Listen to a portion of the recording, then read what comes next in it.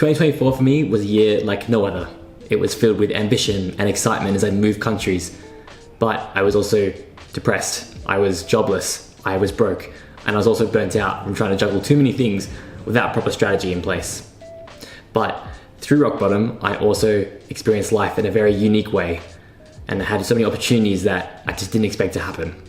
Today I'm going to share with you 5 lessons from 2024 that I've learned that may help you have the best year for 2025. Happy New Year everyone, welcome back to the channel. If you're new here, my name is Cameron Neal and I help ambitious people like yourself become the best versions of yourself through health and fitness. Lesson number 1 for me was moving overseas. In April last year, me and my girlfriend, we moved from Sydney to London to live out our life here for the next couple of years, just for something different and explore these different opportunities that we didn't have quite back home.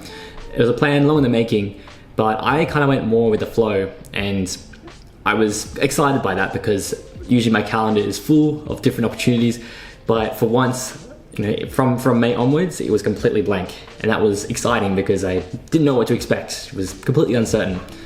But because of that, I didn't really have a plan in place. I knew that I wanted to take up personal training here. I wanted to have my own business. But again, there's so much uncertainty happening and didn't really know exactly where we're going to live or anything. So there's a lot of stress associated with that. And because I had no strategy with the content, even with training to a degree, I had a training plan, but not quite sure, what's going to happen next. Everything just, started to crumble apart because I didn't have a plan in place. Looking back, I think especially financially, having a strategic budget in place would have been a big lesson because a few months down the track, I suddenly lost all my money. I spent it all because I underestimated the cost of living in London. I thought Sydney was bad enough with cost of living, but it was just different sort of level. And to be able to have my first paycheck and then suddenly a very sustainable pay after that took a long time to build. So if I was to do that again, I would definitely have a strategic plan in place for finances and also work and everything in between. It's not necessarily a bad thing to not have a plan in place. A lot of people just go with the flow and that works for them, and you might like the same. It's very exciting when you don't know what's going to happen. Each day is going to be completely different, but bear in mind, you're going to be staring in the face of uncertainty for a long time, and that can be quite uncomfortable if you don't know what's next, especially if you're fearing of running out of money or not sure what's going to happen next. Lesson number 2 for me is just to keep it simple. During June, July last year, I managed to launch my online coaching business. I also started a newsletter, and then in August I launched the podcast, which was very unexpected. The newsletter and podcast was something like, it was more of a side project that I had in the back of my mind I want to do, but I never had a plan of actually starting it in 2024. I just wanted to do it. I had a conversation with one of my best friends, Rugari, and we had a chat, and I just I want to share this conversation. We're going to record it and then go from there. And then with the newsletter, I discovered my passion for writing a couple of years ago. This is a hobby, and I was terrible at it at school. I was discouraged from just being creative with my writing, and so I was like, I'm gonna just write a newsletter and update the people I care about every week. So if you're interested in that, you can check out the link description for Midweek Motivation, and that is a weekly newsletter that's gonna be sent every week to your inbox. But what happened was I got caught up in trying to optimize everything, especially with training as well and creating content on the side.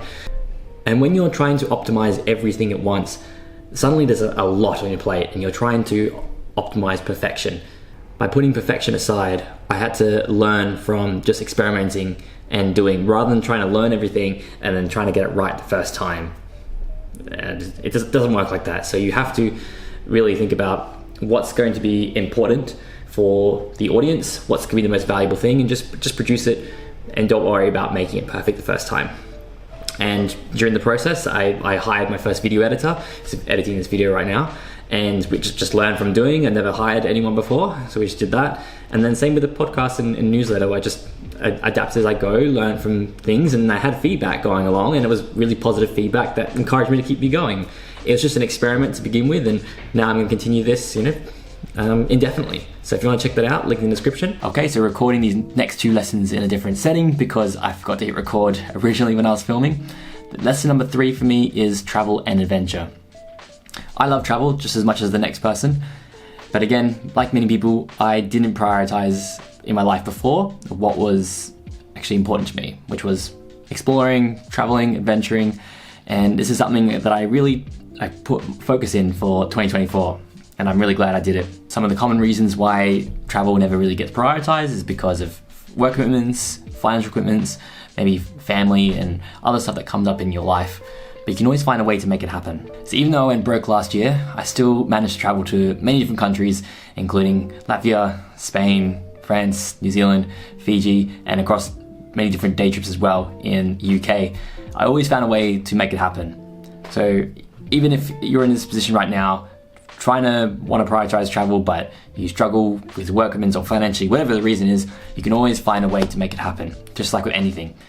You can be creative in different methods on how you can make it happen, whether it's finding a friend or a family member who have a holiday home, for example, or you go with a tour guide, or you just find ways to make it cheaper across the trip. If travel's priority for you, you can make it happen. So I know when I want to go back home, there's other places that are nearby that I haven't explored yet, whether it's going to a more western side of Australia or even going to Southeast Asia, which is right at the doorstep. Just places I haven't even touched because I just haven't prioritized it at all. Okay, and lesson number 4 for me is self-discipline. A lesson that I've actually learned a long time ago, but sometimes we relearn lessons over time when values change, goals change, priorities, and all that. So for me, I had to balance study. I was starting a business, I was creating content, and I'm doing my own training last year. And in the end, when things don't go to plan, I had to cut corners in areas to make it happen, and I wasn't disciplined, I was losing my habit goals, and not living up to my word, most importantly. So what I had to do for me was go back to my roots. When I first learned self-discipline, it was at the gym. I didn't have much else going on in my life, and I just stuck to a gym regime. I was doing 6 days a week, and then over time, I very quickly saw the results. And that's when I learned then and there, this is what discipline is. And I transferred that into other areas of my life, and this is how I've managed to do so many different things since then. So last year, when nothing was going in my favor, or I wasn't seeing progress in areas because I was doing too much, or I wasn't focused on what was actually important, I kept showing up to the gym because I knew that was going to be the right place to start. I ended up still seeing results what I wanted in my own training, and I remember this is what's the real deal here. Not trying to start all these different projects, or not trying to say yes to things when you know in your heart that you don't actually have the time to do it. It's actually showing up and doing what's important to you every single day.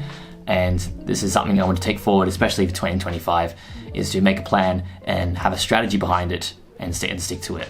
By the way, if you are lacking a bit of a strategy and self-discipline for the gym, you may want to check out this 90-day training journal that I made at the end of last year, and it's just a fun little side project that I wanted to try, and you can buy it on Amazon, which is really cool. I'm so excited to announce this because I haven't actually done any advertising yet. It was just an experiment, just like the podcast, just like the newsletter. But yeah, definitely want to check it out because there's some cool stuff in there. At the start, on the first page, you can write down the goals that you want to be achieving for the next 90 days and the habits and routines that sets you up for that. And then after, you have a workout log that you can put in all the exercises, sets, reps, and the weights included. There's also a section for cardio, which if you want to put that in, you can. And then a little reflection on each page as well, which is really important if you want to be reflecting on your session, so you can adjust any things for the next day or the next week. This includes your session RPE, the sleep quality, the food, biggest wins. It's always important to take the small little things from each day, and that can help motivate you for the next day to keep showing up, and that's self-discipline. So if you want to check that out, there's a link in the description as well to my training journal that you can buy on Amazon. Lesson number 5 for me, which is the final lesson, is sharing scary goals. Now this is something I still struggle with because it's so uncomfortable, but I've been opening up my big and scary goals over the last year, and that has really helped me visualize it more, make it more real that's happening, it's really cool when you can do that. And if you're worried about opening up these goals to the people around you, they might get laughed at, or you think it might put you down, chances are, if these people care about you enough, they will actually support you on your journey, and they may even be inspired by you, which is even cooler as well when you have people who may not necessarily maybe be as close to you, but they might respect you even more. It's not something you should really like keep as a goal, but it's just a little like positive side benefit you can have from this. It keeps you accountable as well, because when you start sharing these things, it's like, okay, now I have this expectation to live up to. And of course, goals change over time, and you don't have to always achieve the things that you originally set out to do, because life changes and your priorities and values change over time. But when you have that accountability so big, and when you share this powerful thing, it's really powerful when your mindset suddenly changes, and this goal now is you're thinking about it all the time, even in your subconscious. It's like it's there. So this is something I really encourage you to do for the next 90 days at the very least, is just to start sharing these goals to people. And if there's no one close to you that you really want to, then perhaps do it online. Pick up a camera, record yourself, or even write a blog and share it. You can be anonymous as well, but if that's what you prefer. But when you start doing that, something magical happens. I can't tell you if that's a guaranteed thing, but I think it's a really cool idea to try and experiment. You never know what will happen. So those are the 5 lessons. Overall, 2024 was an incredible year, filled with lots of opportunities and experiences and lessons to be learned. And hopefully there's something in there that you can apply for your life for 2025. But just before we close out this video, I wanted to let you know that I'm taking on 5 new clients for January to help them with their fitness strategy for 2025. So that sounds like you. Go ahead and check out the link to my website in the description below, and we can have a chat, discuss more about your goals, and see if we want to be working together for your 2025 and make your health and fitness year your best year. Thank you so much for watching this video. If you really enjoyed this, please consider giving this video a like and subscribe if you want to see more content. I am back for 2025, so I'm looking forward to producing more videos and helping you along the way to achieve your goals as well. Thanks so much for watching again, and we'll see you in the next one.